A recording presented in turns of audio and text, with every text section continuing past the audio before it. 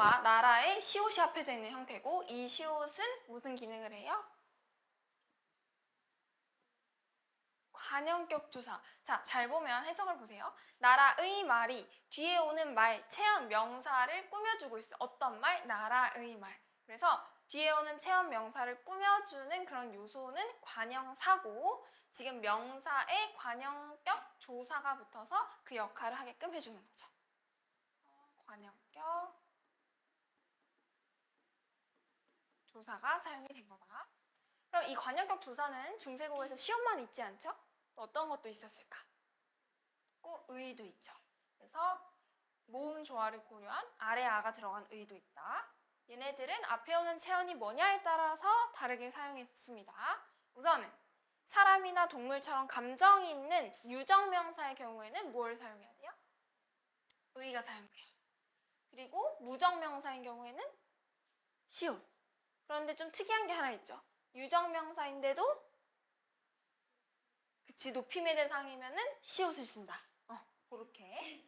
다음 말싸미로 넘어오면요. 현대어로 해석한 거는 말이. 이 뒤에 붙는 이가 뭐예요? 이. 그렇지. 얘는 주격 조사죠. 앞에 있는 말씀은 현대국어에 쓰이는 말과는 형태가 좀 달라요. 현대국어에서 말씀은 어떤 의미죠? 높임의 의미. 이런 거를 존칭이라고 해요. 그런 높임의 의미 없이 그냥 일반적으로 두루 쓰이는 건 평칭이라고 해요. 그러니까 중세국어에서는 말씀이 평칭으로 쓰였죠. 말을 이르는. 현대국어에 와서는 이게 존칭이 된 거죠. 그러면 의미가 줄어든 거예요? 늘어난 거예요? 아니면 아예 바뀌어버린 거예요? 줄어든 거. 이런 거를 네 글자로 의미 축소라고 합니다. 그리고 받침에 있는 미음이 뒤에 있는 주격조사 이에 초성으로 옮겨갔어요. 이런 표기를 뭐라고 해요? 이어적기. 한자로 하면 연자. 다음 주격조사의 경우에는 이만 있지 않죠. 앞에 뭐가 오냐, 어떤 자음, 어떤 모음이 오냐에 따라서 세 가지로 달라집니다. 요거 이름 뭐예요? 영형태. 얘네도 한번 조건을 떠올려 봅시다. 자, 첫 번째 이가 오는 경우는 앞말이 뭘로 끝나면? 자, 지금 여기 봐봐요. 여기 이가 쓰였죠. 앞말이 자음으로 끝났기 때문에 이가 온 거죠? 자음. 영형태는 어떤 경우에 올까요? 앞말이.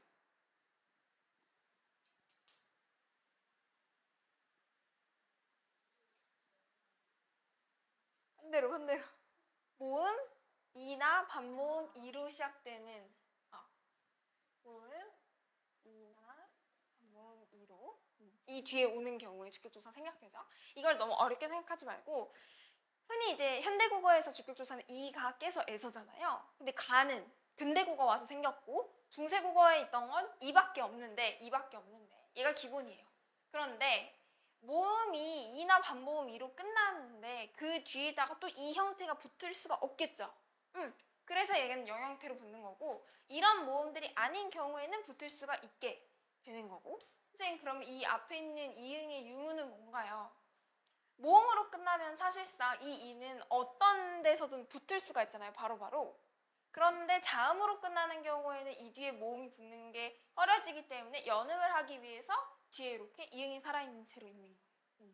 그래서 이 경우는 제외한 나머지 모음이 오면 이런 것들이 왔을 때 그냥 짝대기 이가 결합을 하게 됩니다. 뒤에 가서 우리가 또 이런 게 나올 거예요.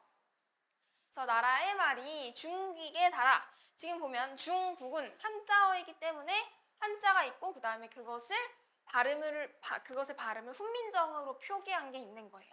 보면 현대국어에서 사용하는 중국과는 좀 표기가 다르죠? 이게 바로 동국정음식 한자음 표기다.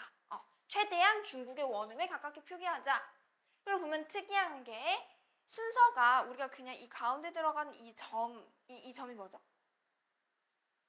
방점. 방점 뭘 나타내주는 점이죠? 성조. 성조는 소리의 높낮이를 나타내는 거죠. 방점도 종류가 4가지가 있었죠. 점이 없는 거. 평성. 평성은 높낮이가 어때요? 낮은 소리.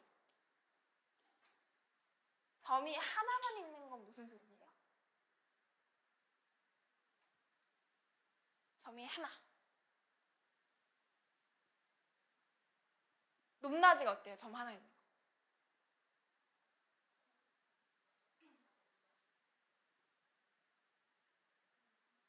거성. 거성. 거성은 어떤 소리? 높은 소리.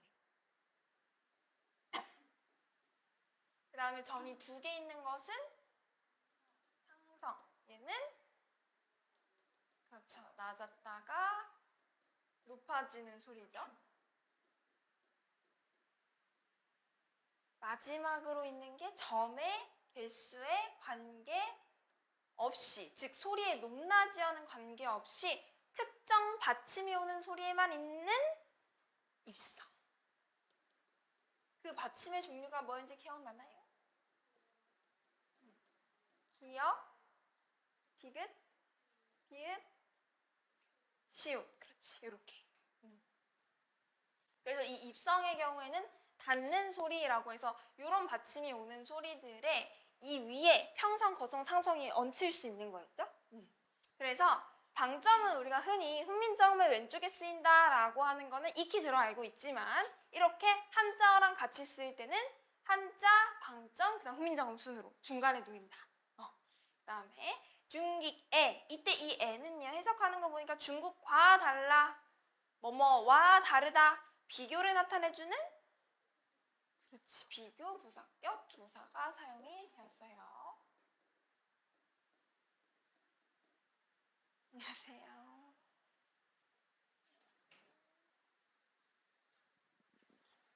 지금 복습하고 있어요. 자, 그래서 비교 부사격 주사와 여기 빈칸은 아까 이 앞에 얘기한 이 동국정음식 한자음을 식 표기로 적어주면 됩니다. 지금 동국정음식 표기와 관련된 걸 우리가 2개를 본 거죠. 하나는 중국 원음에 가깝게 적는다. 다음 2번째는 추성, 중성, 종성은 반드시 갖춰서 적는다. 다음 이게 조금 중요한 내용인데 현대국어에서는 달라, 얘의 원형은 다르다 라고 하는 형용사에서 온 거죠. 여기에다가 연결음이 아가 붙으니까 달라로 리을 활용이 된 거예요. 요거는 근데 16세기부터 적용이 됩니다. 그러면 이 세종어제 훈민정음 몇 세기에 나온 거예요? 15세기, 1433년에 나온 거죠? 그래서 그 시기에는 리을형 활용이 아니라 여기 있는 것처럼 리을 이응형 활용을 했다. 그래서 다르다의 어간인 다르에다가 연결음이 아가 붙었는데 달라가 된 거예요. 선생님 그러면 왜 이 받침에 있는 리을은 뒤에 이응으로 연음이 안 되나요? 왜냐하면 중세국어는 영철, 이어적기가 원칙이었는데 그 이유는 이 뒤에 있는 이 이응의 초성에 있는 이응이 응가를 가지고 있었기 때문에 연음이 될 수가 없는 조건인 거죠.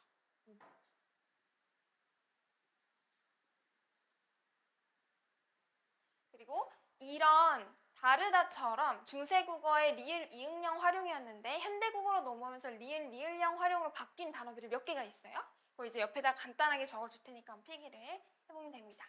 여기 있는 것처럼 다르다,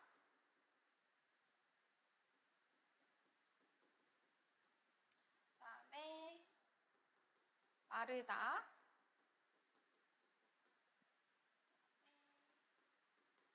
니르다. 니르고조 홀빼이셔도 그때 그 니르다예요. 그러니까 이르다, 의미상 말하다. 그다음에 오르다.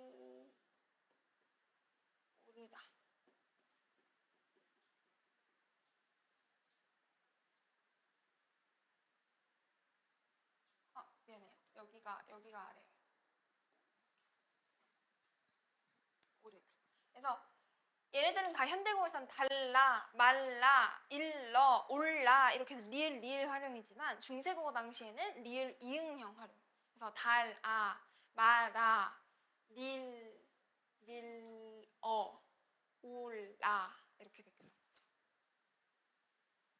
됐나요?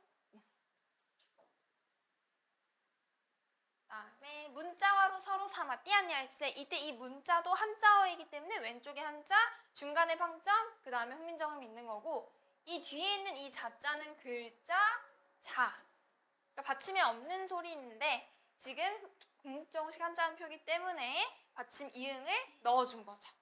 그다음 뒤에는 이 와로 요건 형태가 좀 낯설긴 한데요. 의미상 파악해보면 어렵지 않습니다. 중국의 한자와는 서로 통하지 않는다. 뭐가 한자랑 통하지 않는다는 거예요? 나라의 말이, 조선의 말이 통하지 않는다는 거죠. 그럼 조선의 말과 중국의 한자를 비교해주는 역할을 하고 있죠. 이 와로는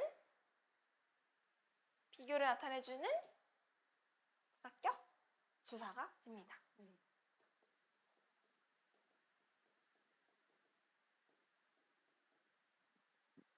참고로 이제 어미랑 조사랑 이제 뒤에 가면 어미도 나오고 하니까 약간 좀 헷갈릴 수 있는데 개념을 약간 명확히 여러분들이 짚어야 되는 거. 체연, 명사, 대명사, 수사. 체연에는 조사가 결합하고요. 그 다음에 어간, 동사형용사가 활용될 때 변하지 않는 부분인 어간에 어미가 결합하는 거예요.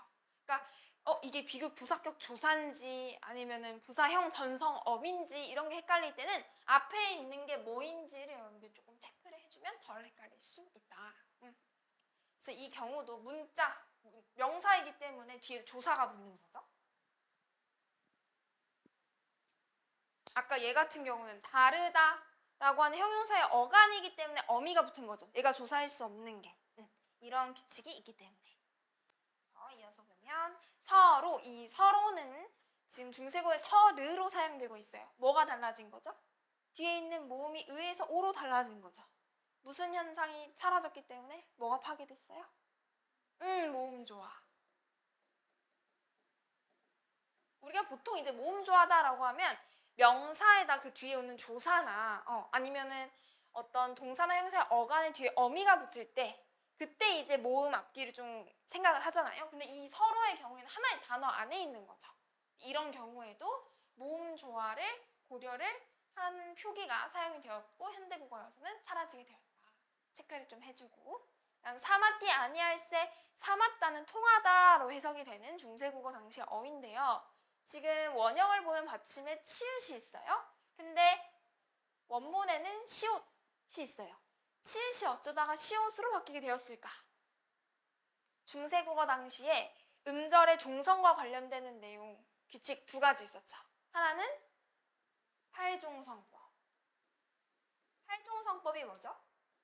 종성에서 날 수 있는 소리가 8개. 그 8개에 해당되는 건 기역, 니은, 디귿, 리을, 미음, 비읍, 시옷, 예디음 이렇게 있는 거죠. 그리고 하나 더 있죠. 종성과 관련된 규칙.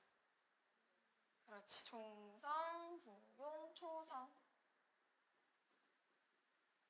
종성, 부용, 초성은 초성에 있는 소리를 종성에 갖다 쓴다라고 하는 거죠. 그래서 현대국어 표기도 종성, 부용, 초성을 따르고 있죠. 다만 그 중에서 소리 낼 수 있는 게 음절의 끝소리 규칙에 제약을 받는 것뿐이죠. 표기는 종성, 부용, 초성인 거잖아요. 무슨 말인지 이해돼요? 이거 둘 다 표기와 관련된 내용이에요. 중세국어 당시에는 만약에 팔종서법을 따랐다라고 하면은 소리 나는 그 받침 소리만 적을 수도 있었던 거죠. 소리 나는 것만 적을 수도 있는 거. 근데 종성, 부용, 초성을 따르면 소리 나는 건 8개밖에 없지만 적는 거는 그 외에 초성에 쓰인 다른 것도 다 적을 수 있다가 되는 거죠. 그래서 그럼 이 경우에는 둘 중에 뭐가 적용이 된 거겠어요? 팔종성법이 적용이 된 거죠. 치읓이라고 하는 소리는 초성에 쓰일 수 있죠. 그런데 그렇지 않고 굳이 시옷을 바꿨다?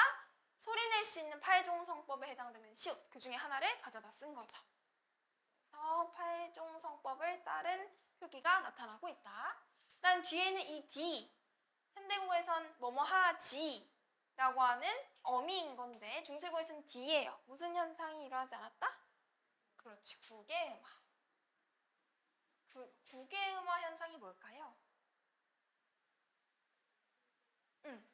디귿, 티읕이 이나 반모음 이로 시작되는 얘 조건이 있죠? 그렇지, 형식, 형태, 소랑 만났을 때 디귿, 티읕이 치읓, 치읓이 되는 현상. 요게 이제 국외음화죠. 이제 중세국어에선 요 현상이 없었어요. 근대국어가 생겼기 때문에 국외음화가 적용되지 않은 표현이 나타난다. 뒤에 아니할세, 아니하여서 해석을 보면 아니하다의 어간에다가 뭐뭐여서 얘는 이유를 나타내주는 연결어미예요. 그래서 이게 중세국어에서는 리을세였다. 이유를 나타내주는 연결어미 리을세가 사용이 되었다.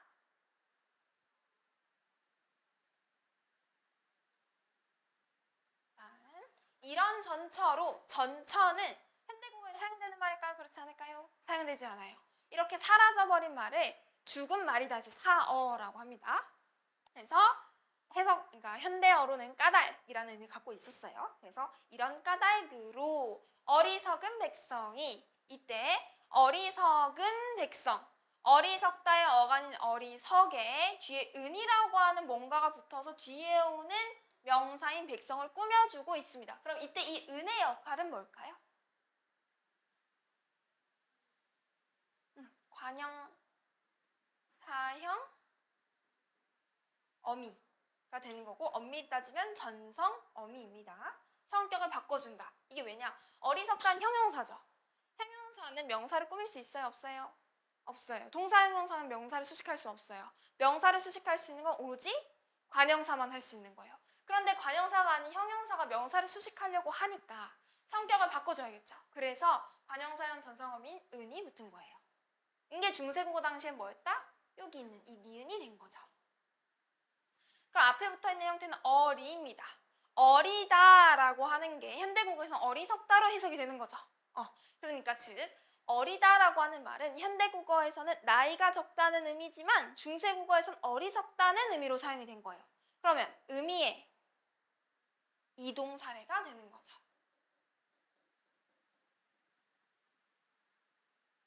다음 백성이, 백성도 지금 한자어이기 때문에 왼편에 한자어 있고 오른쪽에 그거를 중국 원음에 가깝게 적은 발음이 후민적으로 나와 있는 거고요. 뒤에 붙는 이 이의 정체는 뭘까요? 어리석은 백성이 말하고자 하는 바가 있어도, 그렇지, 이 서술어의 주체가 되는 주격 조사가 되는 거죠. 주어를 만들어주는 주격 조사가 붙는 거죠. 그래서 마찬가지로 이 경우에도 이 받침에 있는 이 이응이 음가가 있는 이응이기 때문에 앞에 자음이 있다고 판단돼서 뒤에 이가 온 거죠.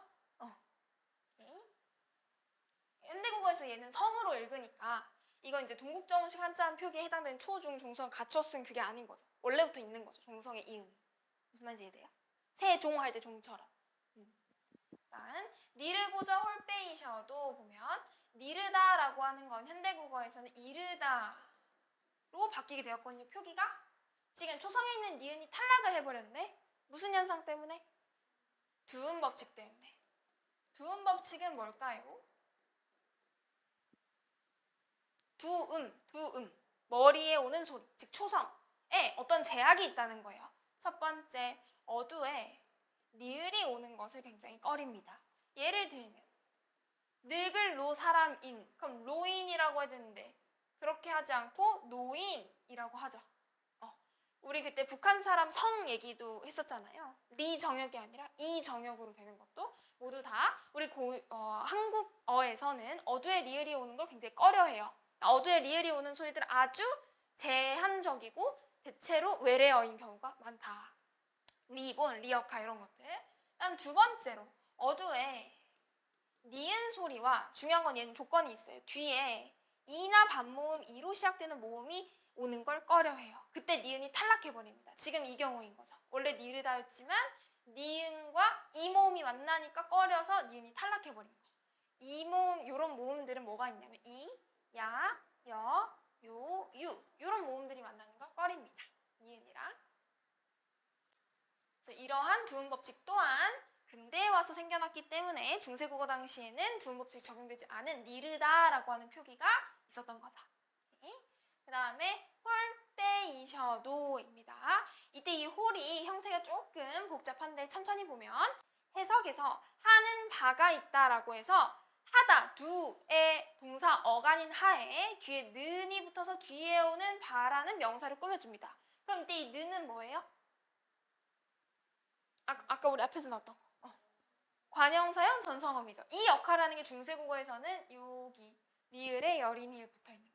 이게 바로 관형사형 전성어미입니다. 관형사형 전성어미나 관형사형 어미나 같은 말이에요. 그러니까 엄밀히 따지면 전성어미인 거고 여러분들이 2학년 되게 되면은 이런 용어로 사용을 하게 됩니다. 좀 더 구체적으로. 어쨌든 이게 지금 관형사형 전성어미 역할을 하고 있는 거고요. 그럼 앞에 있는 이 하는 하다의 어간이 되겠죠. 그럼 이 중간에 있는 오는 뭘까? 오. 내가 한번 이야기한 적이 있죠? 오는 주체의 의도를 나타내주는 의도법 선어말 어입니다. 의도법 선어말 어미.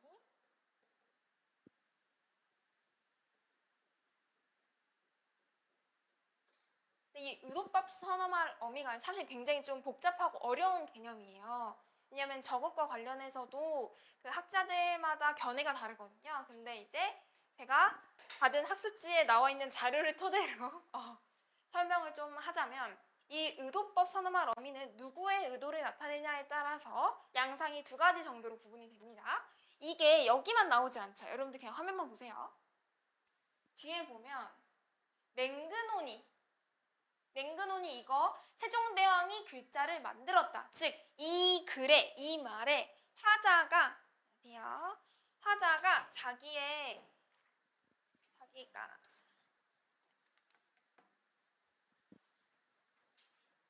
내가 이걸 만든 거야 라고 하는 본인의 의도를 강조하기 위해서 들어가는 의도법 선어말 어미다 라고 이야기를 했었어요. 선생님 근데 여기 있는 이 오는 이 말하고자 하는 건 세종이 아니라 백성이 말하고자 하는 거죠. 그러면 지금 이 글을 적은 말을 하고 있는 화자가 아닌데 그럼 이 경우엔 누구의 의도인 겁니까? 그래서 이게 경우가 두 가지로 나뉘게 되는 건데요. 아까 앞에서 화자의 의도고 이거는 동작 주체의 의도. 이 동작을 하는 주체, 그건 이제 백성이니까. 그럴 때 이 의도법 선어말 어미가 사용이 됩니다. 그래서 보통은 아까 맨 처음에 맹근온이 했던 것처럼 그 화자의 의도를 나타내는 게 일반적으로 많이 사용이 되는데 이 동작 주체의 의도다라고 하면은 이 동작의 동작 주체가 대체로 이제 해석을 해보자면 이게 좀 되게 복잡한 개념이라서 우선은 백성이 말하고자 하는 바가 있다라고 하는 이 문장 자체에서 여러분들 중학교 때 배웠던 안긴 문장, 아는 문장 기억나나요? 안긴 문장의 종류가 여러 가지죠. 문장에서 어떤 기능을 하냐에 따라서. 지금 여기서는 백성이 말하고자 하는 이 부분이 어리석은 백성이 말하고자 하는 이 부분이 전체 문장에서 뒤에 오는 명사를 꾸며주는 관형절로 들어가 있는 형태인 거거든요. 예를 들면은 어떤 거냐?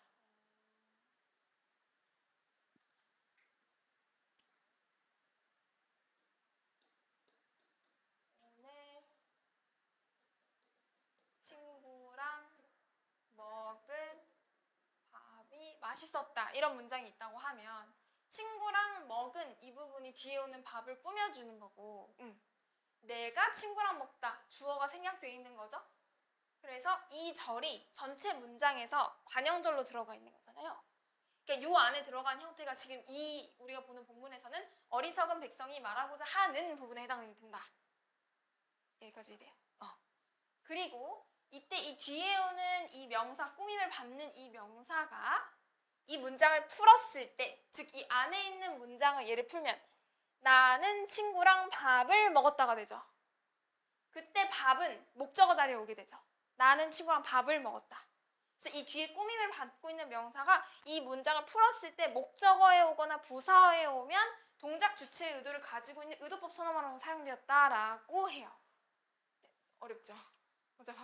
저도 사실은 이거를 필기한 걸 보고서 이게 되게 어려운 거고 일반적으로 이렇게까지 설명을 안 하는데 어떻게 고등학교 1학년 수준에서 이런 설명을 하셨지? 라는 생각에 저도 이제 열심히 공부를 엄청 했어요. 근데 그래서 이 부분도 해석을 하면 어떻게 되냐면 백성이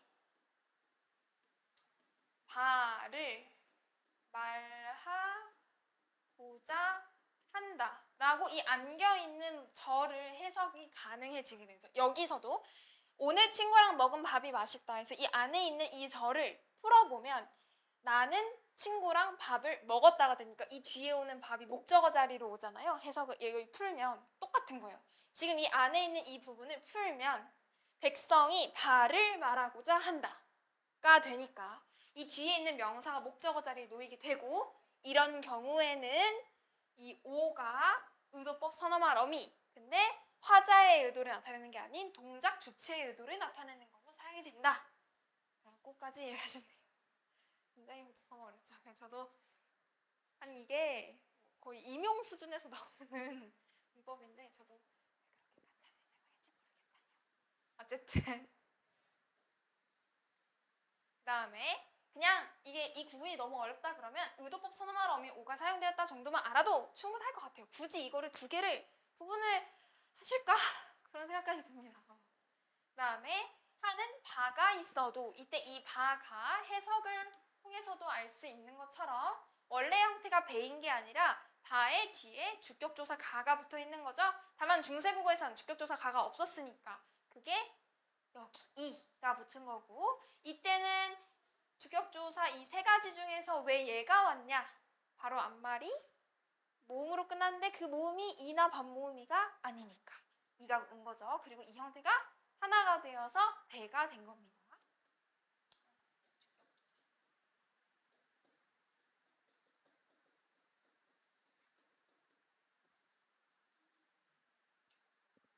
이런 바가 이셔도 있다라고 한 동사의 어간인 it에다가 어도라고 하는 어미가 붙어 있는 건데요. 중세국어에서는 있다의 원형이 이시다 였기 때문에 이시다의 어간인 이시에다가 어도가 붙은 거고 이때 이 시랑 어랑 결합이 되면서 셔가 된 거예요. 이시 어도가 결합돼서 이셔도.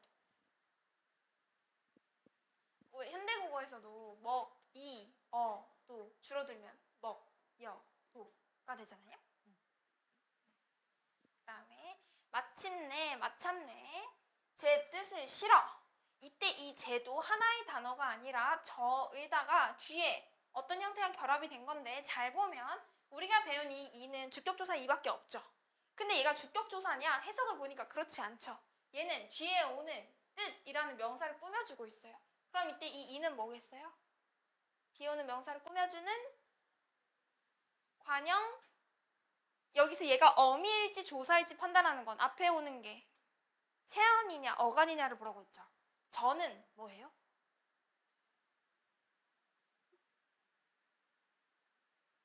잘 못 들어가세요. 제 있는 이 저는 나를 낮춰 이르는 표현이잖아요. 대명사인 거죠. 그렇기 때문에 얘는 체언. 그럼 뒤에 오는 건 뭐여야겠어요? 조사여야겠어요? 어미여야겠어요? 조사. 그러면 뒤에 오는 명사를 꾸며주는 역할을 하는 조사니까 관형격 조사가 되는 거죠.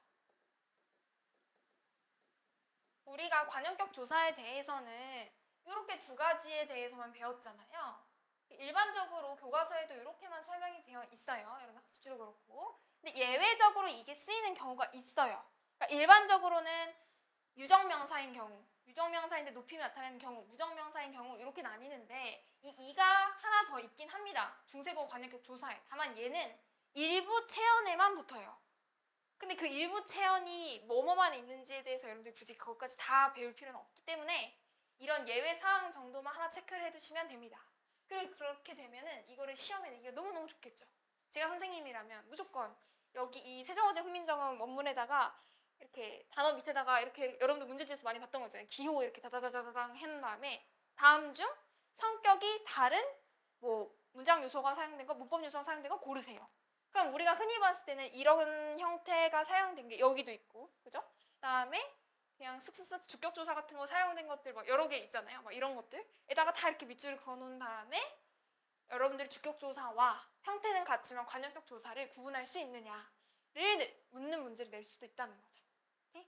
그래서 얘는 형태는 주격조사는 똑같지만 기능이 관형격 조사의 역할을 하고 있다. 잘 기억해 주시면 좋겠습니다. 그다음에 제 뜻을 싫어. 이때 이 뜻은 현대국어에서는 된소리죠. 쌍디귿이 왔는데 중세국어 당시에는 비읍과 디귿 서로 다른 자음이 나란히 오는 거. 이걸 뭐라고 해요? 이런 표기 방식을 서로 다른 자음이 나란히 오는 표기 방식. 합용병서. 이것도 여러분들이 조금 구분을 해줘야 되는 게, 자, 어두자음군이 있고 자음이 두 개 적히는 게 합용병서. 서로 다른 게 적히면 합용병서. 같은 게 적히면 각자병서. 자, 어두자음군의 합용병서, 각자병서 중 뭐가 속할 수 있어요? 합용병서만 가능해지죠. 선생님, 그럼 어두자음군 합용병서 같은 거 아닌가요? 엄밀히 따지면 개념이 좀 달라요. 왜 그럼 각자병서가 어두자음군에 들어갈 수 없느냐부터 여러분들이 설명을 할 수 있어야 돼요. 우리가 다 했던 겁니다. 일단은 병서라고 하는 건요, 서가 글을 쓰다의 의미를 갖고 있어요. 서. 그래서 병서는 나란히 적는 걸 병서라고 합니다. 그리고 서로 다른 자음을 쓰면 합용, 서로 같은 자음을 쓰면 각자병서가 되는 거죠. 즉, 합용병서와 각자병서는 표기랑 관련된 거예요. 표기. 어두자음군은 뭐냐? 어두자음군은 어두, 즉 말의 머리에, 초성에 자음이 무리로 온다. 그러면 선생님, 그러면 이 뒤에 있는 이 아까 설명했던 합용병서, 각자병서도 얘네가 어두에 오기만 하면 자음이 무리로 온 거니까 어두자음군이 될 수 있지 않나요? 근데 왜 우리는 그 중에서 각자병서는 어두자음군이 아니고 합용병서만 어두자음군이라고 하는 걸까요? 그걸 설명할 수 있어야 돼요. 어두자음군은 소리가 두 개인 것을 의미하기 때문이에요. 우리가 각자병서, 얘네들 다 하나의 소리죠. 끝, 뜨, 뿌, 쓰, 쯔 다 된소리 하나의 소리죠. 이 소리 한 개죠. 그런데 어두자음군이라고 하는 건 초성에 오는 저 자음 소리가 모두 다 소리가 나야 돼. 그러니까 예를 들어 중세국어 발음을 하면 뿌들이 되는 거예요. 뿌들. 그러면은 그 쌀 같은 경우에도 쌀 이렇게 발음을 했다는 거죠. 저도 정확히 모르겠습니다만 어쨌든 이렇게 어두에서 두 개의 소리가 모두 다 날 수 있어야만 어두자음군인 거고, 각자병서는 된 소리를 적은 거기 때문에 얘네들은 소리가 하나라서 어두자음군에 포함될 수 없다는 거예요. 그래서 합용병서만 어두자음군이라고 파악을 하는 거죠. 이해되나요? 그러니까 어두자음군, 합용병서가 무조건 같다라고 생각하면 안 되는 거예요. 이런 표기와 소리의 관계를 파악을 하고 있어야 된다. 오케이? 됐죠? 그래서 어두자음군이 사용이 되었던 걸 확인할 수 있고, 현대국어에서는 어두자음군 사용 안 되죠. 현대국어에서 합용병서 있을까요? 없을까요? 이렇게 낚이는 겁니다. 합용병서가 현대국어에 있죠. 받침에다가 쓰이잖아요. 어두에 없을 뿐. 그러니까 어두자음군이 없는 건 맞지만 합용병서는 있는 거죠. 받침에서. 각자병서는 초성에도 오고 종성에도 오고 다 쓰이는 거죠. 그 다음에 이 뒤에 붙는 이 을, 이건 이의 정체가 뭐예요? 을.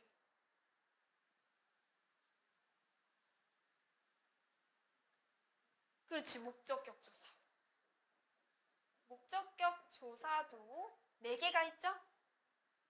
여기 옆에 지워도 괜찮은가요? 안 돼요?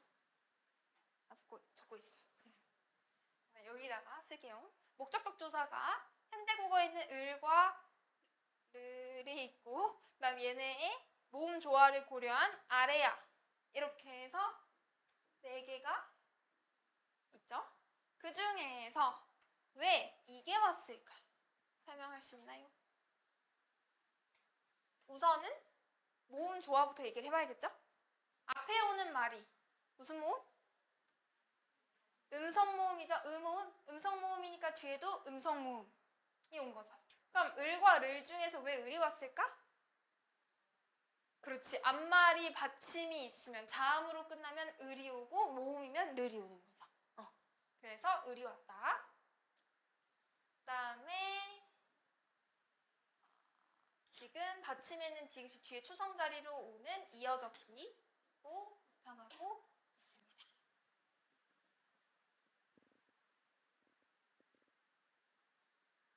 이제 하나 더 얘기를 하자면 여기 가서도 얘기하긴 할 텐데 현대국어에서는 뜻의 받침이 시옷이잖아요. 근데 중세국어는 디귿이에요. 그 이유가 뭘까요?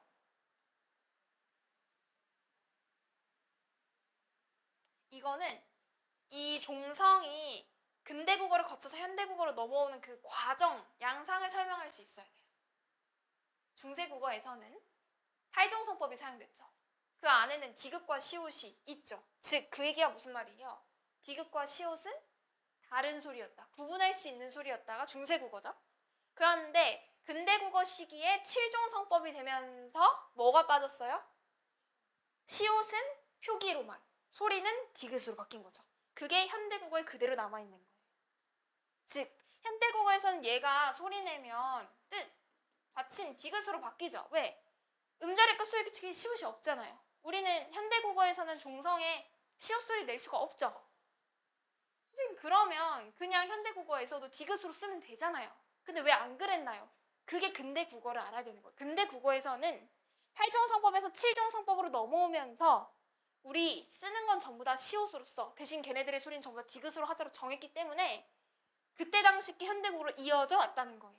이해되나요? 무슨 말인지? 밑에 가서 한 번 더 설명할게요. 그 다음에 실어. 이게 조금 어려운 개념인데요.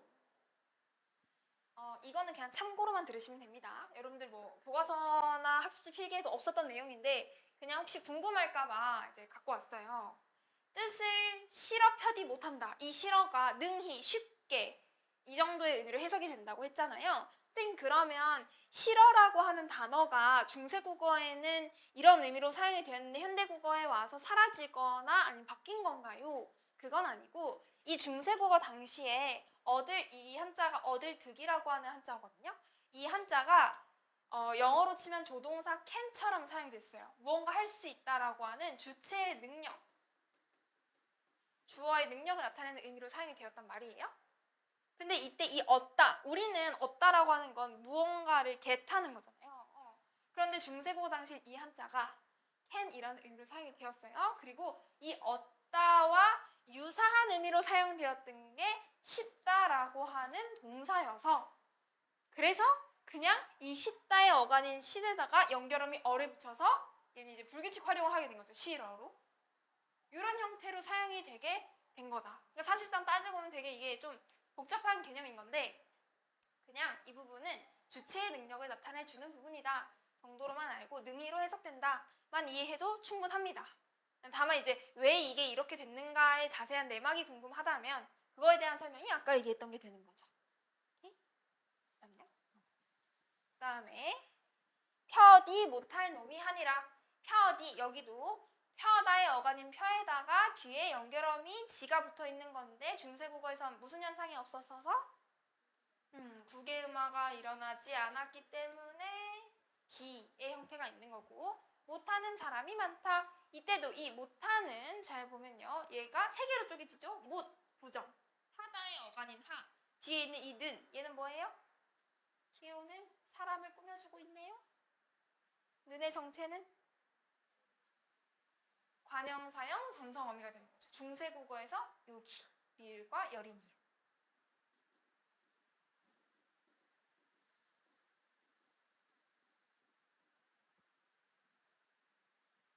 여기서도 여러분들이 표기를 잘 보면 중세국어 당시에는 못의 받침이 디귿이었는데 현대국어에서는 시옷이에요.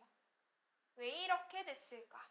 중세국어 당시에 팔종성법에서는 디귿과 시옷은 다른 소리, 구분이 가능했다. 그런데 근대국어로 넘어오면서 칠종성법이 됐죠? 그때 규칙을 정한 거죠. 우리 표기는 모두 다 시옷, 발음은 디귿으로 하자. 그리고 현대국어에 와서 이게 이제 쭉 유지가 된 거죠. 칠종성법, 여전히 음절의 끝소리 규칙을 따르잖아요.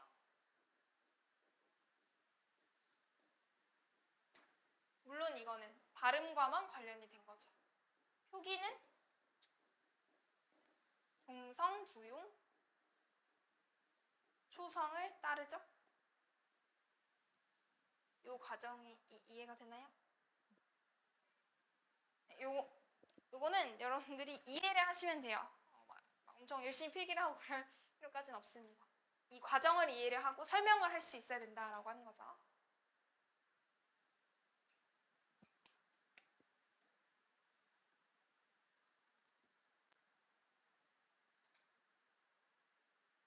그래서 여기서 팔종성법이 나타나고 있다.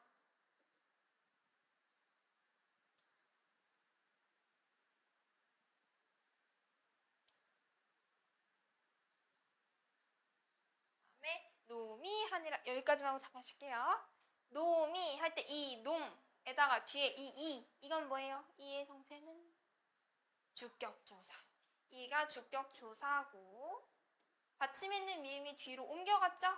이어졌기도 나타나고 중요한 건 얘의 의미죠. 저 단어의 의미. 놈이라고 한 단어는 중세국어에선 어떤 의미였어요? 사람을 두루 이르는 말이었죠. 근데 현대국어로 넘어와서 그치 남자를 낮잡아 이르는 말. 여성의 경우는 계집이라고 하는 단어가 있었죠. 그러면 사람이라는 의미에서 낮잡아 이르는 말로 좁아지게 된 거니까 의미 축소의 사례가 되는 거죠. 자, 그래서 이어서 보겠습니다. 내 일을 위하여 이때 이 내 누구예요? 세종이. 지금 해석을 보면 내 가라고 뒤에 주격조사 붙어 있죠? 여기도 마찬가지로 주격조사가 붙어 있다. 아까 앞에 나왔던 제나 얘네들도 전부 다 바에다가 주격조사 이가 붙어 있는 거, 얘는 저에다가 관형격조사 이가 붙은 거였죠? 내도 마찬가지라고 분석을 해주시면 됩니다. 이런 애들은 헷갈릴 수 있으니까 좀 잘 체크를 해두고 이를 위하여 이때 를 이거 뭐예요? 목적격 조사. 목적격 조사는 이렇게 4개가 있었는데 모음 조화랑 앞말에 받침이 있냐 없냐를 고려해서 선택하는 거였잖아요. 근데 이 경우는 앞말에 받침이 없으니까 르이 온 건데 왜 이 르이 아니라 아래아 르이 왔을까? 앞말의 모음을 보니까 이거 무슨 모음이에요? 이 모음은? 중성 모음이죠. 이 모음은. 중성 모음은 뒤에 양성 모음 결합하든 음성 모음 결합하든 상관이 없어요. 다만 그냥 양성 모음을 쓰고 싶으셨나 봐요. 선생님께서. 다음 위하여. 이때 이 위에 한자가 있죠? 얘는 할 위자입니다. 그러니까 원래 받침이 없는 거예요. 그럼 여기서 무슨 표기가 나타난다? 동국정운식 한자음 표기. 초성, 중성, 종성을 갖춰 쓴다. 그 다음에 뒤에 하야인데요. 얘도 하랑 야가 합해져 있는 거야. 그러니까 무언가를 하다 두의 의미를 갖고 있는 동사의 어간에다가 연결음이 야가 붙은 건데 현대국어에선 얘가 여가 됐어요. 그러면 야는 무엇을 고려한 표기다? 모음 조화. 앞에 아래야 양성 모음이니까 야로 적어 준 거죠.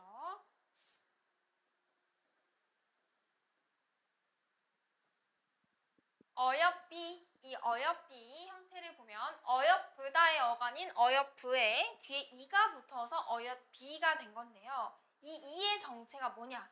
해석을 보니까 가엽계예요. 가엽계는 가엽다의 어간인 가엽에 뒤에 개가 붙은 거죠. 이게 붙어서 얘가 무슨 기능을 하냐? 가엽게 여긴다. 즉 여기다라고 하는 동사를 꾸며주고 있는 거죠. 이해돼요? 여기까지? 자, 동사를 꾸며줄 수 있는 건 뭐만 할 수 있는 거예요? 부사만 할 수 있어요. 동사 형용사를 꾸며준 건 부사만 할 수 있어요. 즉, 지금 이 가엽계는 가엽다라고 하는 형용사에 부사를 만들어주는 접사가 붙어서 가엽계라고 하는 하나의 단어, 부사를 만들어낸 건데 그때 붙는 이 개를 부사로 파생시키는 뒤에 붙는 접사, 접미사다. 그래서 부사 파생 접미사라고 합니다. 이런 애들이 또 있죠. 높게, 얘도. 높다라고 하는 건 형용사죠. 형용사의 어간에 높에, 그다음에 이 부사 파생 접미사 개가 붙어서 높게라고 하는 새로운 단어를 만들어낸 거예요. 선생님 그럼 이거는 어미랑 뭐가 다른 거냐? 어미라고 하는 거는 기본적으로 동사 형용사가 문장에서 활용될 때, 활용이라고 하는 거는 문장에서 막 여러 가지로 바뀌는 거죠. 계속해서. 그럴 때 붙는 게 어미예요. 그러면 사전에 먹고 먹지 먹지만 먹는데 검색하면 다 나올까요? 따로따로? 안 나와요. 어미는 말 그대로 활용될 때마다 붙는 거기 때문에 걔네의 원래 의미 자체, 기능 자체는 그냥 계속 먹다에 머물러 있어요. 그런데 이런 식으로 접사가 붙어서 새로운 단어를 만들어내면 얘네들은 사전에 검색하면 높다 따로, 높게 따로, 가엾게 따로, 가엾다 따로 나와요. 이렇게 새로운 단어를 만들어내는 걸 파생이라고 합니다. 우리 파생어, 합성어 다 배운 적 있잖아요. 그래서 이 기능을 하는 게 중세국어에서는 이였다는 거예요. 그래서 이때 이 이가 바로 부사, 파생, 전미사. 자, 이 부사, 파생, 전미사 현대국어에 쓸까요? 안 쓸까요?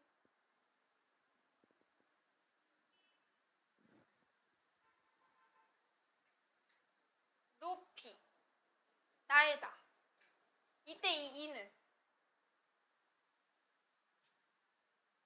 우리가 높이가 이제 그냥 명사로 높이가 어떻다도 있지만 높이 날다 이때는 이 뒤에 오는 날다를 꾸며주고 있으니까 부사 기능을 하는 거죠. 그래서 이거 부사인 거예요. 이때 이 이가 이 이인 거죠. 그러니까 현대국어도 중세국어에도 이 부사, 파생, 전미사 이가 사용이 되었다. 이제 좀 어렵게 낸다고 하면 이런 것들 낼 수 있지 않을까요? 얘를 이제 원문에다가 넣어놓고 이 위에서 현대국어랑 뭐 달라진 것은 이렇게 밑줄 막 그어놓은 거예요. 전처 이런 데다가 해놓고 그랬을 때 낚일 수 있다. 다음 어여쁘다의 의미를 좀 파악을 해볼게요. 어여쁘다는 중세국어 당시에 무슨 의미로 사용되었다? 가엾다, 불쌍하다. 이게 그 학습지에 얘가 가엾다, 화살표, 현대에서 불쌍하다, 예쁘다 이렇게 돼 있어서 이제 그렇게 암기를 우리가 계속 했는데요. 이거를 제가 다시 찾아봤어요. 근데 제가 봤을 땐 그 학교 선생님 학습지가 잘못된 거 다임. 그래서 그냥 중세국어 당시에는 왜냐면 이게 학습지에 어떻게 돼 있었냐면 가엾다 그다음에 현대로 넘어오면서 불쌍하다 예쁘다 이렇게 해놓고 의미 이동이라고 돼 있었는데 의미 이동은 원래 의미에서 달라져야 되잖아요. 만약에 이게 가능하려면 예쁘다라는 의미가 추가가 된 거니까 의미 확대라고 봐야 되죠. 근데 그렇지 않고 의미 이동이라고 되어 있고 실제로도 이게 의미 이동의 사례가 맞아서 학교 선생님께서 이 화살표의 위치를 잘못 적으신 것 같아요. 그래서 가엾다, 불쌍하다, 그 다음 이게 중세국어의 의미였고 그 다음 현대국에 와서는 예쁘다라는 의미로 아예 바뀌어버린 의미 이동의 사례다. 이렇게 이해를 해주시면 됩니다.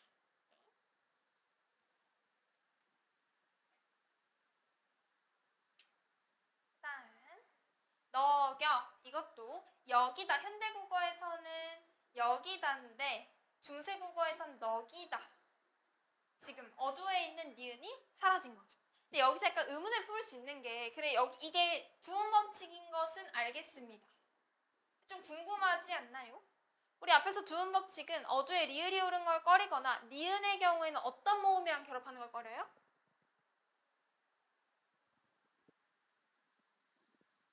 우리 지금 모음 종류 나오는 거 이거밖에 없죠. 이모음, 반모음이. 그래서 반모음이나 이모음이 아니잖아요. 어는 의아하지 않아요? 근데 왜 두음 법칙이라고 하는지. 별로 궁금하지 않는 내용이었어요.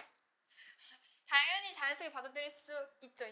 저도 맨 처음 설명할 땐 그냥 그렇게 생각하다가 며칠 전에 다시 이거를 이제 이 자료를 정리하면서 보는데 좀 이해가 안 되는 거예요. 어모음은 우리 앞에서도 주격조사 이가 붙는 환경을 생각했을 때 어나 아의 경우에는 얘도 이게 붙는 이유가 아모음은 반모음이나 모음 이로 끝나는 게 아니잖아요.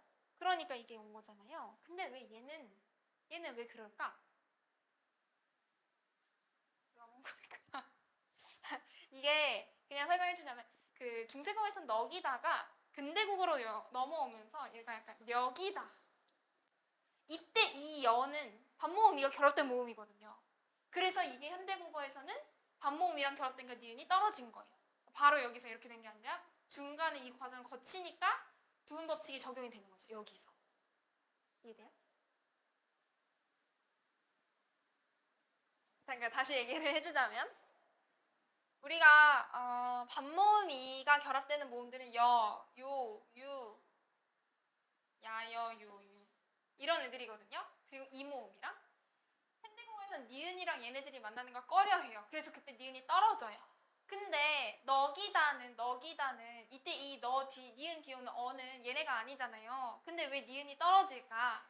라고 보니 중세국어 당시에 너기다가 이후에 녀기다가 됐고 이때 녀기다가 되면 얘랑 니은이 결합하게 되는 겁니다. 그때 이 니은이 떨어져서 주음법칙 적용되니까 현대국어에서는 여기다가 된 거죠. 이해돼요? 중간 과정이 여기 있었다. 괜히 설명했나?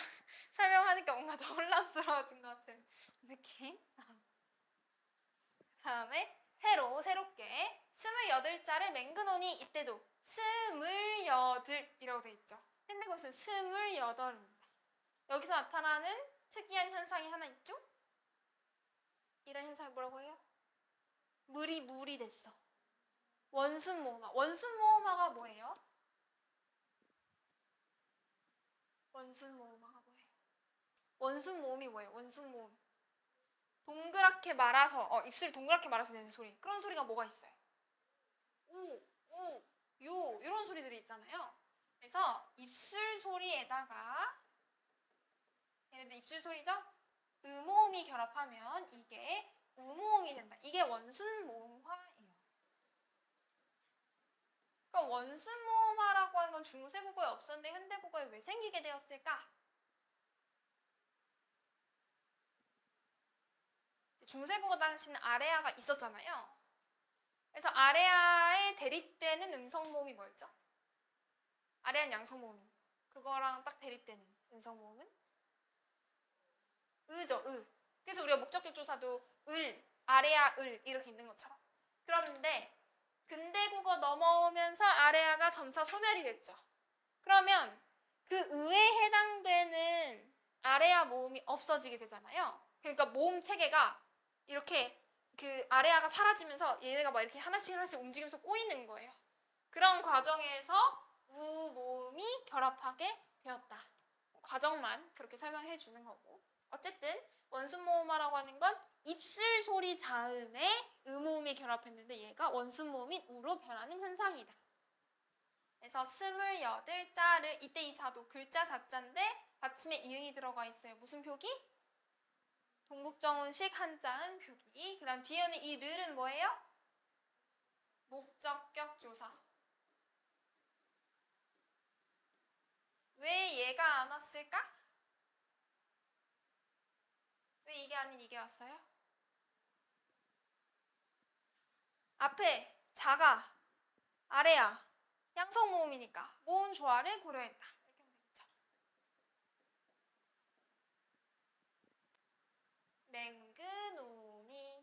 맹근오니는 맹글다에다가 나의 오, 니가 결합되어 있는 형태인데 천천히 보면 이 맹글이 중세국어 당시에 맹글다 이게 현대국어에서 만들다의 의미로 사용이 되는 거고 그러니까 더 이상 사용되지 않는 말이니까 사어인데 제주도 사투리에서는 이게 아직 남아있긴 해요. 어쨌든 어간에다가 그 다음에 이 나는 현재 시제 선음할 어미입니다.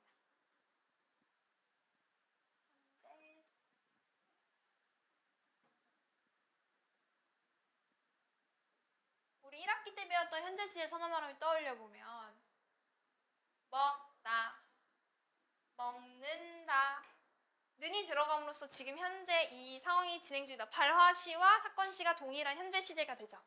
이 는의 기능을 하는 게 중세국어에선 이 나였다라고 생각하면 됩니다.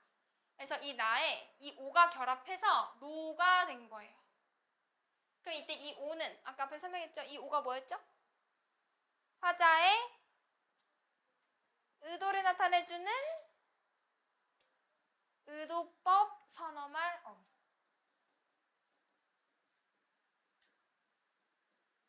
앞에서는 그 행위에 할 바가 있어도 할 때 그 홀베이셔도에서의 그 오는 동작의 주체 백성을 나타내는 거였잖아요. 근데 여기서는 화자. 이 말을 하는 화자, 주체가 세종이니까 화자의 의도를 나타내주는 의도법 선어말 어미가 사용이 된 거다. 다음 뭐 이 뒤에 있는 니는 연결 어미인 거고요. 됐나요? 여기까지?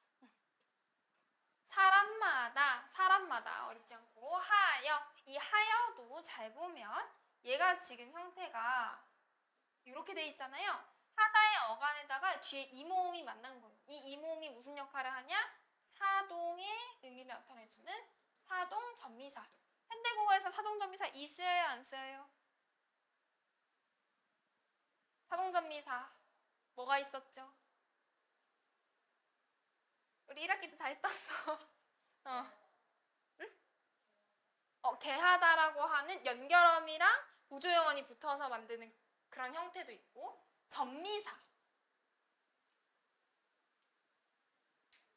이희릭이 우구추가 있었죠? 그러니까 이는 쓰였던 거예요. 중세국어도 현대국어도. 얘 또 보면은 현대국어 보면 하, 이, 금이 되잖아요. 이어. 그래서 사동전미사 이가 붙어 있는 거고 이게 결합해서 해가 된 거예요. 하여. 이때 이 여의 초성 자리에 같은 자음이 두 개 나란히 적혔어요. 이거 무슨 병서? 각자병서. 그러니까 세종어제음민정음엔 각자병서, 하병병서가 다 나타나고 있구나 이렇게 볼 수 있는 거죠. 다음 수비. 얘는 현대국어로 해석하면 쉽게예요. 자, 이때 개 뭘까요? 익혀. 어떻게 익히는데? 쉽게 익혀. 익히다라고 하는 동사를 꾸며주고 있어. 동사를 꾸며주는 건 부사. 근데 쉽다는 형용사니까 형용사를 부사로 만들어주는, 그렇지, 부사파생정미사. 그게 이 이인 거예요. 중세국어에서. 아까 앞에도 나왔던 거 어여비 할 때 그 이. 부사 파생 전미사. 어간에 있는 이 쉽을 볼게요. 지금 이 연음되어 있는 형태를 보니까 여기 특이한 글자가 왔네. 이거 뭐예요? 이름?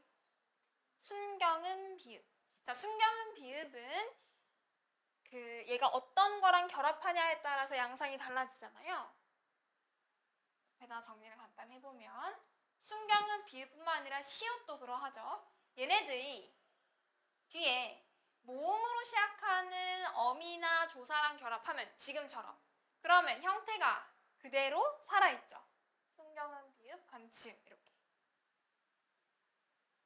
그런데 뒤에 자음으로 시작되는 어미나 혹은 조사랑 결합을 하게 되면 어떻게 돼요? 어떻게 될까? 자음으로 시작되는 결합하면 순경음 비읍에서 이응이 떨어져요. 그냥 비읍만 남아. 그리고 반치음은 시옷이 됩니다.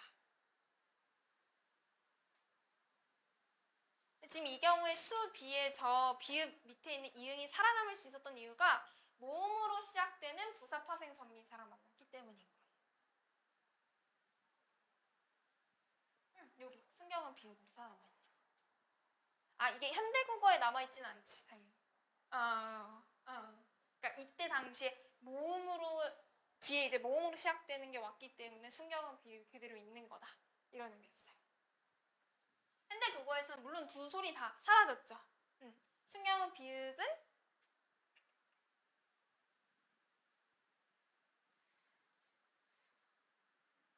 언제 사라졌게요?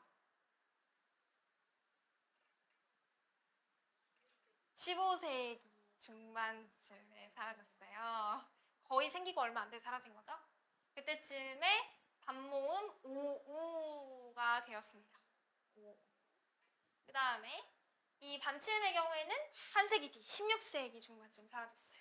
그리고 거의 아예 다 사라졌고 일부 방언에서 시옷으로 남아있다. 그래서 그때 여우가 특정 방언에서 여시라고 남아있다고 했잖아요. 그런 예가 됩니다. 어쨌든 그래서 이게 지금 현대고에 사용되지 않는 순경은 비읍이 남아있게 되는 거고 받침에 있는 게 뒤로 이어지는 이어적기도 나타나고 있다. 다음 니겨, 익혀. 익혀서인데요. 익다, 익히다. 익다에다가 전미사가 붙어서 익히다, 무언가를 배우다, 습득하다의 의미를 갖고 있게 되는 건데 중세국어 당시에는 닉다였습니다. 그러면 무슨 현상이 일어나지 않은 거예요? 그렇지, 두음 법칙. 이 제약이 없었던 거죠. 왜냐하면 얘도 보면 니은에다가 이모음이 만났잖아요. 그럼 얘가 떨어져야 되는데 그렇지 않았다. 여기까지 괜찮아요? 자, 이제 마지막 문장입니다. 날로, 날마다 쓰매, 이게 되게 중요하죠. 쓰다는요. 일단은 어간에 지금 쓰다의 어간인 쓰, 이건 지금 어두자음군이 사용이 되고 있고, 현대국어에서는 이렇게 쌍자음으로 남게 되었고, 잘 보면 이 현대국어 해석에서 쓰매는 쓰다의 어간인 쓰에다가 미음이 결합된 형태죠. 씀. 이때 이 미음이 동사인 쓰다를 뭘로 만들어주고 있느냐? 무슨 기능을 하게 하고 있을까요? 명사구시를 하게 만드는 명사 기능을 하게 만들어주니까 명사, 형, 전성, 어미가 되는 거거든요. 일단은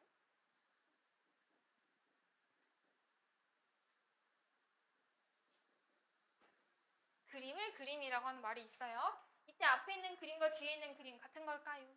아니죠. 앞에 있는 그림의 품사는 뭐예요? 명사. 뒤에 있는 거에 평이네. 품사는 뭐예요? 그림. 동사. 왜 형태는 똑같은데 품사가 다를까? 얘는 그리다라고 하는 동사의 어간인 그리에 똑같이 여기 있는 이 미음이 붙은 거거든요. 근데 명사를 만들어줬어. 명사라고 하는 새로운 단어를 만들어냈어. 그럼 이때 이 미음은 명사로 새로운 단어를 만드는, 파생을 시켜주는 접미사의 기능을 하는 거예요. 근데 이때는 똑같이 그리다의 어간에다가 미음이 붙었는데 동사 기능을 하죠. 그러니까 형태만 명사처럼 보이게 하는 거지 원래 얘의 기능 자체는 동사란 말이에요. 그럼 이때 얘는 명사의 형태로 보이게 해주는 전성, 어미다 이렇게 파악을 해야 돼요. 어렵잖아요. 똑같은 미음인데 왜 언제는 파생 전미사고 언제는 전성, 어미가 될까?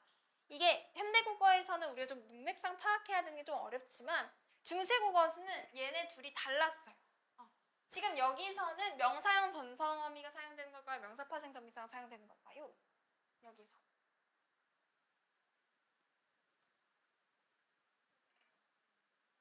명사형 전성, 어미가 사용이 되고 있는 거예요. 그래서 중세국어의 명사형 전성, 어미는 양성모음, 음성모음. 지금 이 경우에는 앞말이 음성모음이니까 음성모음인 우가 온 거죠. 모음 조화를 고려한 표기인 거죠. 그럼 명사 파생 전미사는 뭐가 있나요? 현대국어에서 사용되고 있는 미음, 그다음에 그다음에 아래야 이렇게 세 개가 있어요. 이렇게.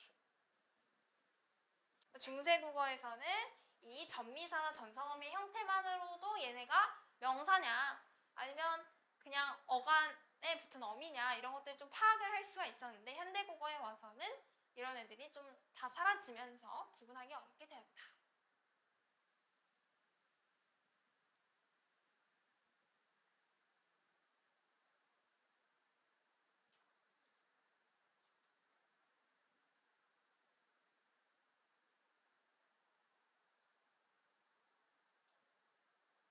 그럼 만약에 이 그림을 중세국어 형식으로 적으면 어떻게 될까요?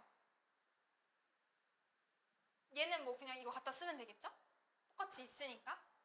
그림을 얘가 뭐가 될까? 서술어 자리에 오는데. 그 룸이 되겠죠? 앞에 있는 모음이 음성 모음이니까 중에 음이 결합해야죠. 그림을 그룸이 되겠죠. 명사, 동사. 이해돼요?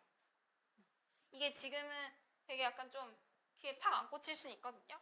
물론 제가 설명을 한 거긴 합니다만은 했던 거지만 이거는 집에 가서 스스로 연습을 한번 해보면 돼요. 그림 써놓고 설명을 해보세요. 자기 스스로한테 납득이 될 때까지 연습을 좀 하는 게 필요합니다. 들었는데 어떤 다른 국어학원에서는 한 타임 내내, 그러니까 우리면 2시간 내내 이거를 중세국어 발음으로 읽는 연습을 했대요. 성조를 살려서.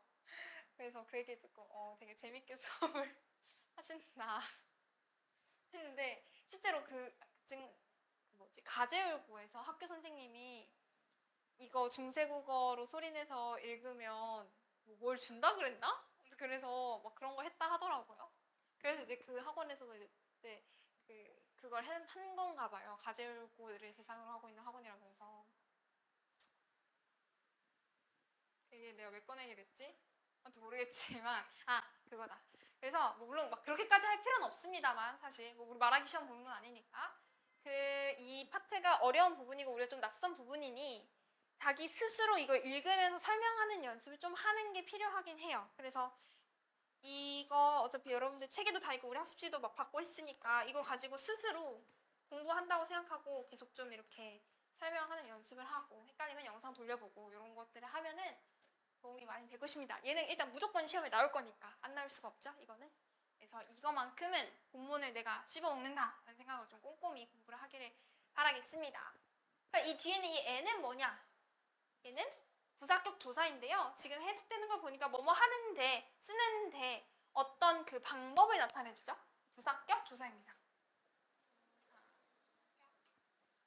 보통 이제 부사격 조사를 하는 기능이 엄청 많아요. 종류도 많고. 근데 우리가 지금까지 배운 것들은 앞에 나온 비교 부사격 조사, 그리고 여러분 기억날지 모르겠지만 아주 옛날에 처음 저랑 같이 이 중세국 문법 할 때 비교 부사격 조사의 비교 말고도 종류를 얘기하면서 장소를 나타내기도 하고 시간을 나타내기도 하고 막 그런 거 얘기했잖아요. 그런 것들 중 하나라고 생각을 하면 되는 겁니다. 그리고 모음 조화를 고려해서 옹 중에 웅을 선택한 거다. 그리고 이어적기까지 됐네요. 지금 뒤로.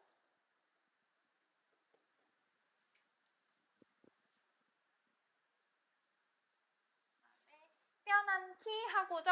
얘는 지금 현대국어로 이 한자를 읽으면 편안이거든요. 편안하게. 근데 이제 중세국어 당시에 동국정음식 표기에 따라서 중국 원음에 가깝게 적다 보니 편안이 된 거고, 특이한 것은 이때 지금 이 초성 자리에 여린이엣이 왔잖아요. 여린이엣이라고 하는 건 거의 훈민정음 창제되고 얼마 안 돼서 금방 사라졌다고 했죠. 근데 얘네가 쓰인 아주 제한적인 환경 중에 하나가 바로 한자어의 초성 자리에 쓰이는 거. 이런 경우가 되는 거죠. 또 다른 경우는 아까 우리 봤던 요거 있죠. 관형사형 어미에서 이 뒤에 들어가는 거. 관형사형 어미랑 결합해서 여기 이게 오면 뒤에 오는 말을 된소리를 바꿔주는 기능을 해요. 그래서 얘를 갖다가 된소리 부호다 라고 이야기를 하기도 하거든요. 그러니까 앞에를 읽을 때 어떻게 되냐면 여기서 얘 때문에 뒤에 있는 이 첫 소리를 된소리로 읽어줘야 되는 거예요. 그러니까 홀 베이셔도가 아니라 홀 빼이셔도 이렇게 되는 거죠. 그래서 된소리 부호의 기능을 하기도 했다. 그 다음에 이제 하나 더. 이 세종어제 훈민정음은 없지만 우리가 배웠던 것인데요. 이영보레 기억나요? 이영보레. 그것도 동국정음식 한자음에 속하잖아요. 이영보레는 여린이읒을 추가해서 니을 소리를 보충한다는 의미를 가지고 있어요. 그게 왜 이영보레라고 하는 게 있었을까?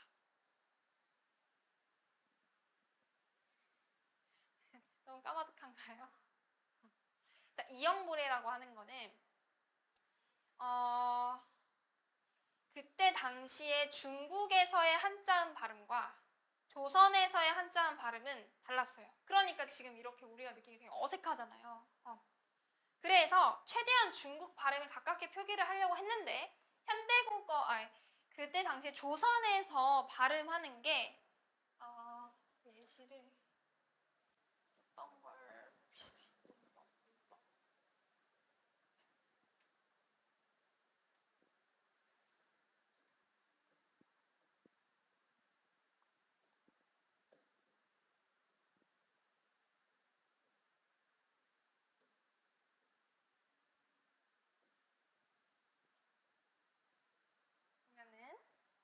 요 한자가 활 뒤틀릴 별이라고 하는 한자예요. 그래서 조선에서는 얘를 별이라고 소리를 냈는데 중국어 발음을 들어보니까 얘가 약간 이런 소리인 거예요.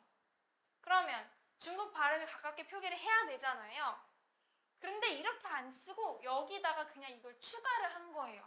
그래서 이게 들어가면 최대한 디귿처럼 닫힌 소리를 내라 라고 한 거예요. 그래서 여린이읒을 추가해서 리을 소리를 보충한다. 이영보래 라고 하는 말이, 이 규칙이 들어가게 된 거죠. 이해되나요? 사실 이거는 이해 영역이 아니라 암기의 영역이긴 하죠. 근데 이 이영보래는 안 나올 수가 없다. 동국정음식 표기가 안 나올 리가 없는데 그 중에 제일 중요한 이영보래가 안 나올 리가 없다. 우리 지금 아까 다 봤던 거죠? 원음에 가깝게 표기하고 초성, 중성, 종성 다 갖춰주고 초성에 여린이읒 사용된 거 아까 편안에 있던 거죠. 그다음 이영보리까지 반드시 다 기억을 잘 해줘야 합니다. 내가 이게 이해가 잘 안 된다 그러면 이 두 줄은 짧잖아요. 이 정도는 암기를 좀 하자. 자, 그래서 다시 원래 거로 돌아올게요.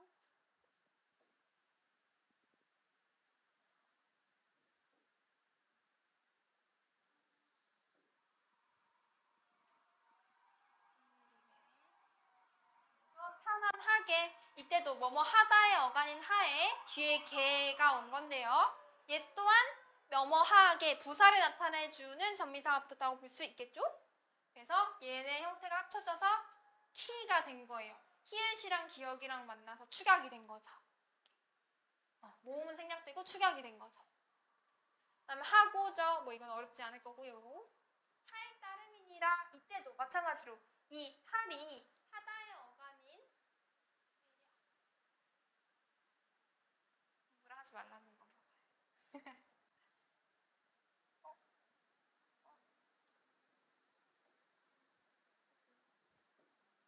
진짜 얼마 안 남았는데. 됐다. 할 따름이니라 하다의 어간인 하에다가 뒤에 리을이랑 여린이읒이 왔죠? 얘네들은 합해서 뒤에 오는 다른 명사를 꾸며주고 있으니까 무슨 어미? 그치, 관형사형 전성어미.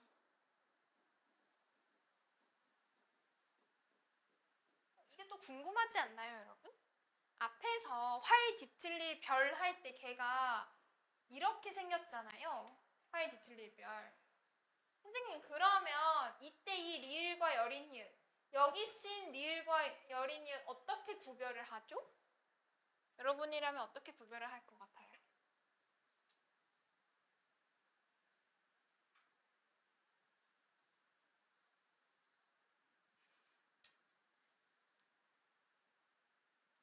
왜냐면 이게 충분히 문제로 나올 수 있는 부분 아니에요? 형태가 똑같으니까. 아까 앞에 우리 관형격조사 2랑 주격조사 2랑 같았던 것처럼.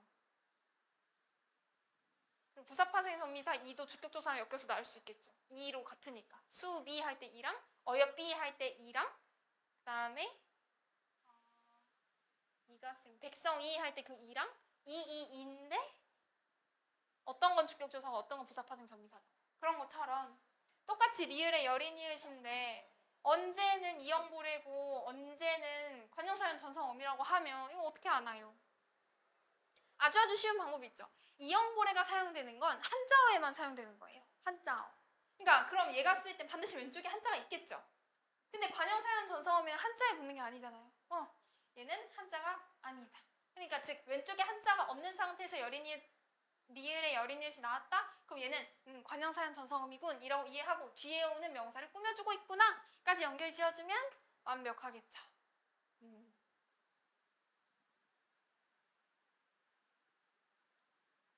다른 반 친구들한테도 이 영상을 보라고 해야겠어요.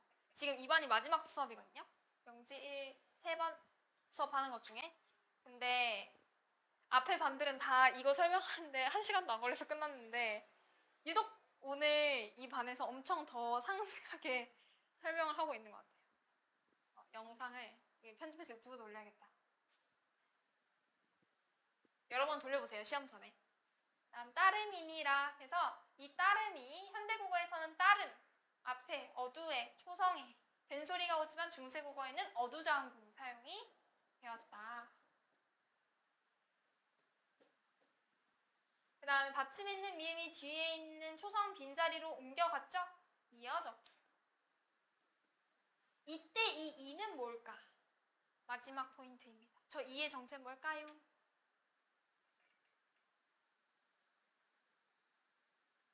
우리가 아는 이는 주격조사 이밖에 없는데 근데 누가 봐도 주격조사가 아니잖아요. 그죠?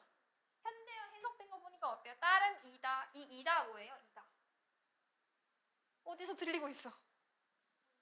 서술격 조사. 현대국어에서 서술격 조사는 이다죠.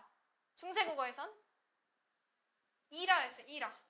그래서 선생님이 이거 서술격 조사 설명할 때 주격 조사에다가 라만 붙이면 서술격 조사가 된다는 말을 했어요. 조건도 똑같아. 앞말이 자음으로 끝날 때, 이나 반모음 이로 끝날 때, 그 외의 모음일 때 똑같아요. 붙는 조건도. 다만 주격 조사에 라만 붙여주면 서술격 조사가 되는 거예요. 그러면 여기서 이거 궁금해져야 되는 게 하나 더 있어요. 이라가 아니라 인이란데요? 이상하잖아, 그지? 이라라고 했으면서 왜 인이라? 니는 왜 갑자기 어찌 나타나냐? 현대국어의 서술격 조사 이다도요. 문장에서 쓸 때 이다,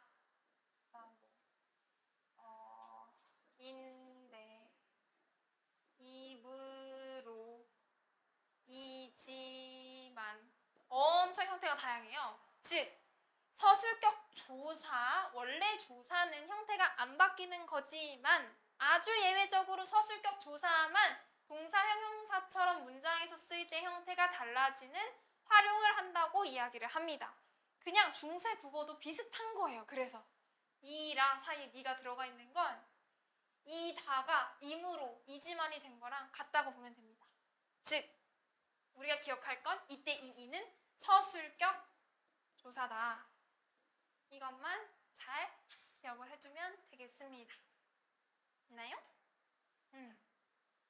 끝! 고생했습니다. 앞타임 1시간만 빠르게